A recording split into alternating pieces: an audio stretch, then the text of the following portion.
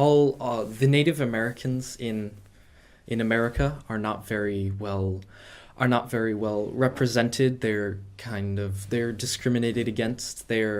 And they don't make it a lot into the news, even those who served our country. So no, I don't know of any about from the First World War or any wars since.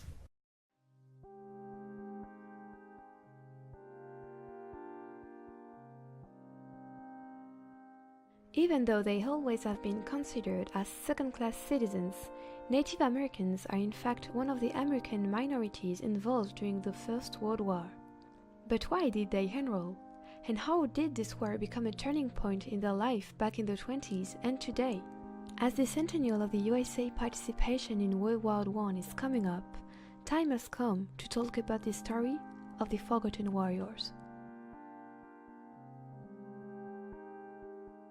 Approximately 17,000 Native Americans are enlisted during World War I. A big part stay in America, while others go to Europe. The first incertitude begins here. How many Native Americans were on the front? Why is it so difficult to have access to real data about this? That's what we asked to the writer Jacques Rousset. C'est très difficile de répondre à cette question parce qu'à partir du moment où ils étaient incorporés, ils recevaient un nom anglo-saxon. Hein. Donc, allez savoir, après, quand on regarde les États, des régiments qui étaient indiens, qui ne l'étaient pas. C'est un peu difficile, mais on arrive plus ou moins à se mettre d'accord, les historiens, pour dire qu'il y a à peu près 3 à 4 000 Indiens qui ont combattu effectivement, et il y en a à peu près 1000 qui sont morts des combats ou des suites de leurs blessures. But why enrolling while at least a third of the community doesn't have a citizenship? Here's the question that we asked to Thomas Griot, a specialist working at the CNRS.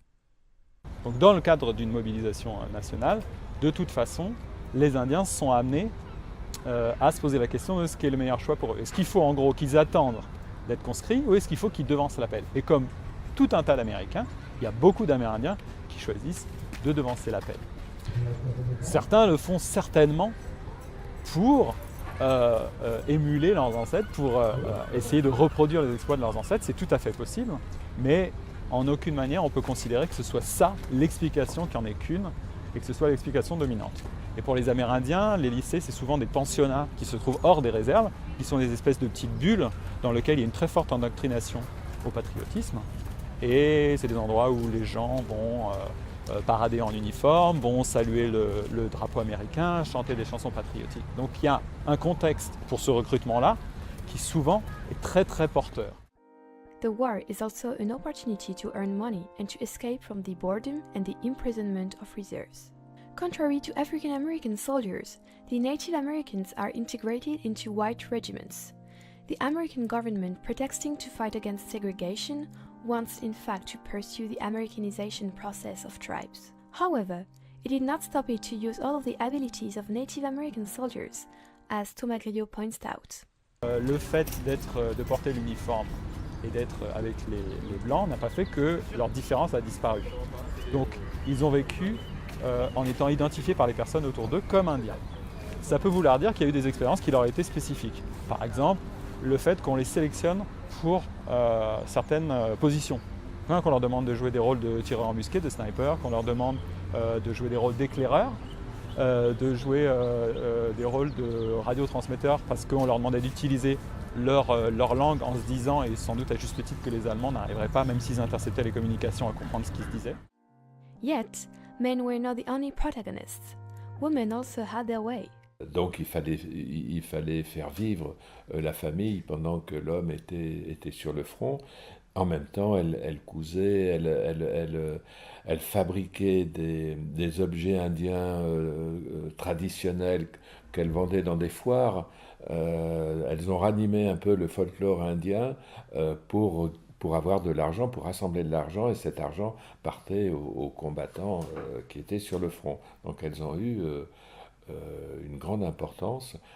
Certaines se sont engagées aussi sur le front comme infirmières, par exemple, c'est-à-dire que grâce au système d'éducation et d'internat, un certain nombre avaient obtenu un diplôme d'infirmière, donc elles ont servi dans l'armée.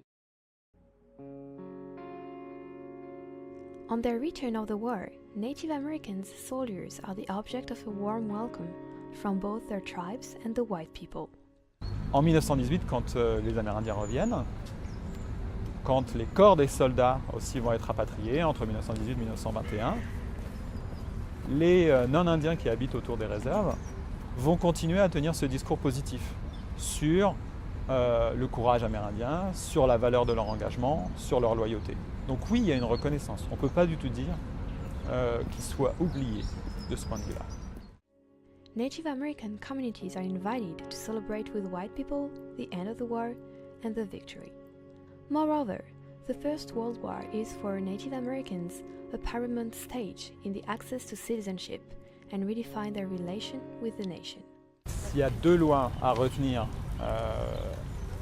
après la Première Guerre mondiale sur la question de la citoyenneté, c'est donc des Indian Citizenship Act, des lois qui accordent la citoyenneté aux Amérindiens. En fait, d'abord à une première catégorie qui sont les anciens combattants, donc ils peuvent en faire la demande, c'est en 1919. Et ensuite, il y a une deuxième loi qui ne suppose pas du coup une demande spécifique des Amérindiens en 1924 et qui donc accorde à tous les Amérindiens sur le territoire des États-Unis la citoyenneté. La Première Guerre mondiale, c'est une étape dans effectivement l'accès à la citoyenneté.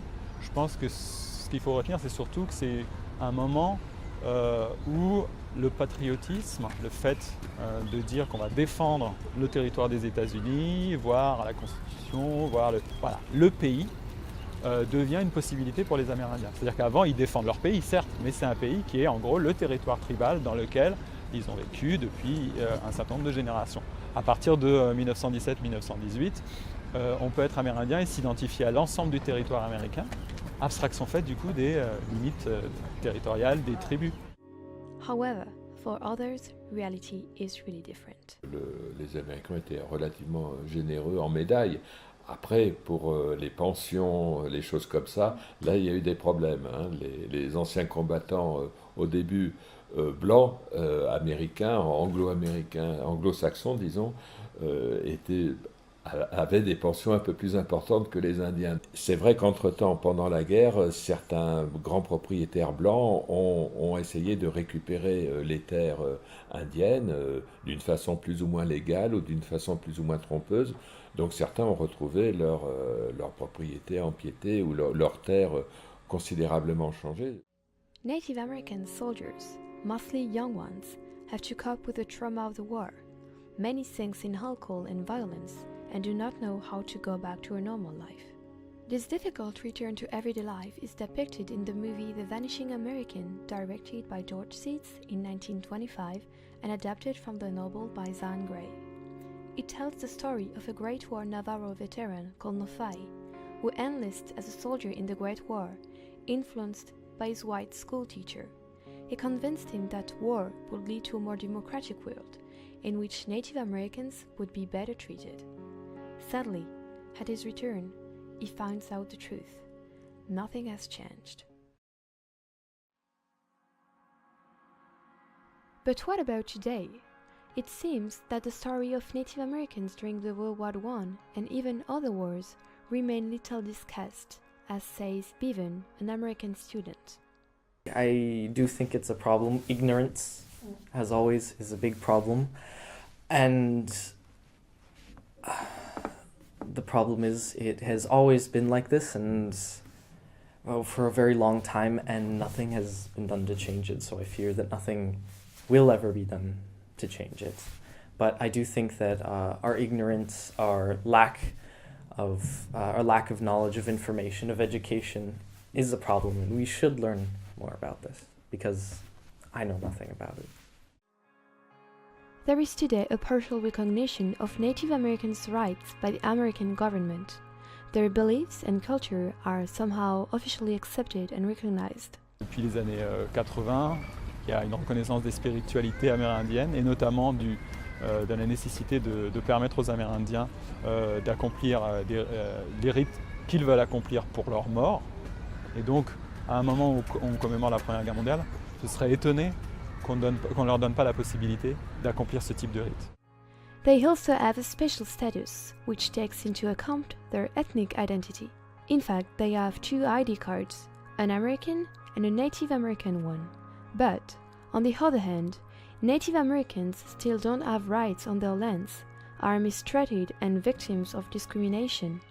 I think that there's a big problem in how the U.S. government, not just for the First World War, or just wars, veterans, Native American veterans, but I think there's a big problem in how the U.S. government and its people, the American people, treat Native Americans in general. There's not enough respect. There's discrimination. They were here first. They were in the U.S. first, and we are the colonists. We are the immigrants. But we've taken over the land, and we don't respect them or their history. And I think that we could do a lot better. During decades, Native Americans have been fighting for their rights in search of equality and full acceptance. The recognition of Native Americans veterans is slowly changing, thanks to the help and support of associations. Ils se bougent beaucoup, ils créent des associations, ils participent aux manifestations, mais c'est encore très difficile, c'est toujours à part des manifestations officielles. Et au niveau gouvernemental, fédéral, etc., on tente à gommer les différences pour mettre dans le même moule, en quelque sorte, les anciens combattants. The presence of Native Americans at the time of the First World War only starts to be mentioned. More and more voices rise for the recognition of their role. However, the US government continues to remain relatively quiet on the subject, considered as sensitive. There's still a long way to go through, so that their story is told to the whole world.